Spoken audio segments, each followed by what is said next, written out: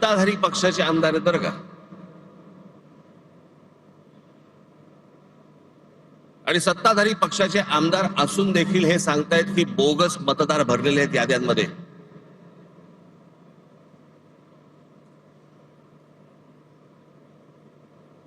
भैया कोणत्या निवडणुका लागतात, कोणत्या चालू आहेत आपल्याकडे निवडणुका?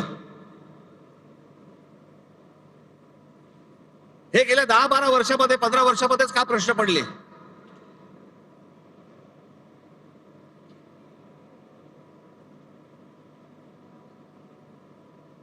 जी लोक आपले भाबडेपणाने मतदान करतायत, सकाळपासून उन्हातानामध्ये रांगेमध्ये उभे राहतायत, त्यांच्या मताला जर काही किंमत नसेल आणि अशाच प्रकारे जर समजा तुम्हाला आकडेवारी जुळवून जर समजा सत्ता मिळवायची असेल, कशासाठी निवडणुका करायच्यात?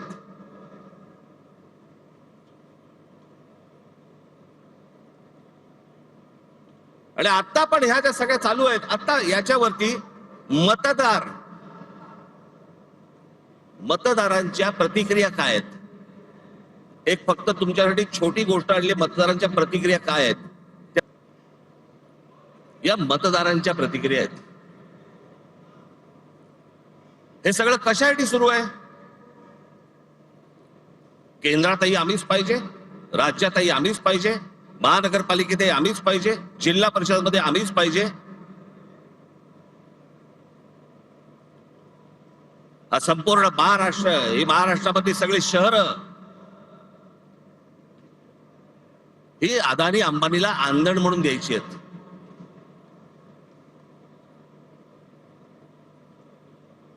मी मागे तुम्हाला सांगितलं होतं, त्या आपल्या मीरा भाईंदरच्या माझ्या सभेमध्ये मी सांगितलं होतं की काय चालू आहे आता यांचं.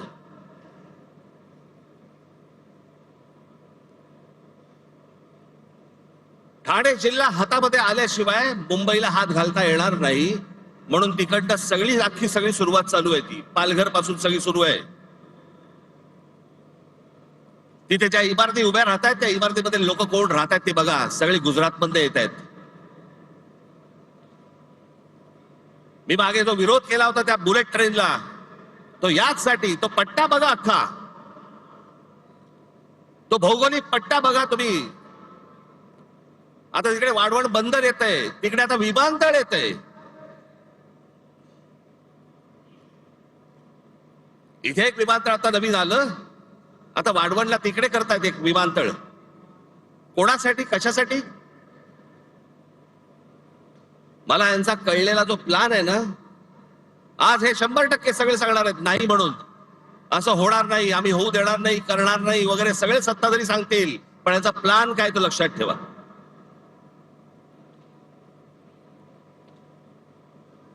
आता जे नवीन विमानतळ केलंय, हे आता आपलं जे सांताक्रूजचं विमानतळ आहे, छत्रपती शिवाजी महाराज विमानतळ, अंधेरी सांताक्रूजचं, इकडनं आता ते आहे अडाणीच्या हातात. इकडनं सगळी ऑपरेशन्स आता हळूहळू कमी करणार आणि सगळी तिकडे नेणार नवी मुंबईला. इकडचा सगळा कार्गो काढणार आणि तो वाढवणला नेणार.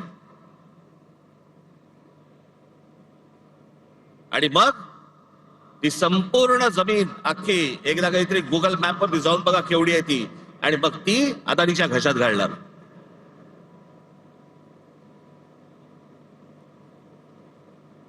जेवढा म्हणून तुमचं अस्तित्व आहे, सगळे हे मिटवायला येत आहेत.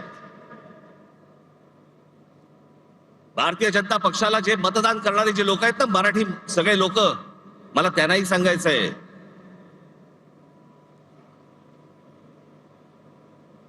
हा अदानी अंबानीचा, ह्या सर्व लोकांचा ज्यावेळेला गुजरातचा वरवंटा ज्यावेळेला महाराष्ट्रावरती फिरेल ना, त्यावेळेला ते तुम्हाला बघणार नाहीये, तुम्हाला पण त्या वरवंट्याखाली मराठी म्हणूनच घेणार.